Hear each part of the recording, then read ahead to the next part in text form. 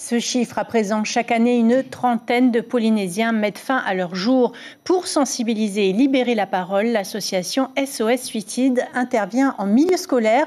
L'une de nos équipes l'a suivie au CJA de Faa. Triste coïncidence, un ancien élève de l'établissement a mis fin à ses jours récemment.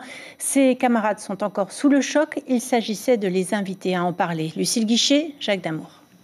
Voilà. Dire je suis beau, je suis content. Ça, c'est le bien-être. Ça veut dire dans ta tête, quand tu parles, ça veut dire je suis bien.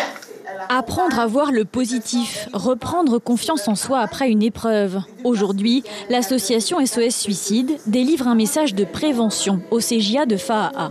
C'est une problématique qui touche évidemment nos élèves, mais qui touche tous les élèves, tous les adolescents, puisque ce n'est pas propre à Faa, ni au CJA de Faa, c'est particulier à n'importe qui. C'est une problématique comme le harcèlement, comme la cyberviolence, et puis la consommation de PACA.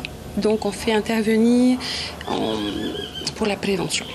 Le suicide reste la deuxième cause de mortalité chez les jeunes. Récemment, un ancien élève de l'établissement a mis fin à ses jours. Un choc et une incompréhension pour ses anciens camarades. Ça nous a choqués, tout le monde.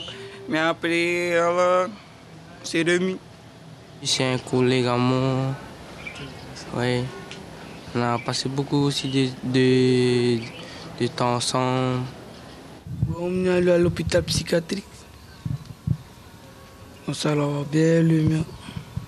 Les bénévoles d'SOS Suicide invitent à parler de son mal-être, mais aussi à écouter celui des autres, sans jugement, sans moquerie, et briser la loi du silence. Il faut parler. Je sais qu'à la maison, dans certaines familles, tais-toi.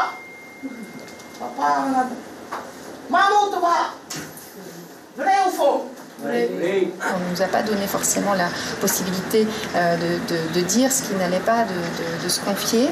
Eh bien, on a un handicap supplémentaire par rapport à ça et du coup on a tendance, quand on est un jeune adolescent, à intérioriser, à prendre sur soi, à garder en soi tout un tas de frustrations, d'émotions qui malheureusement font l'effet un peu d'une bombe à retardement.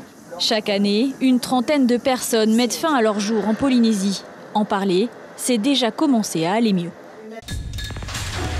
L'information en continu sur Polynésie la première, Internet et réseaux sociaux.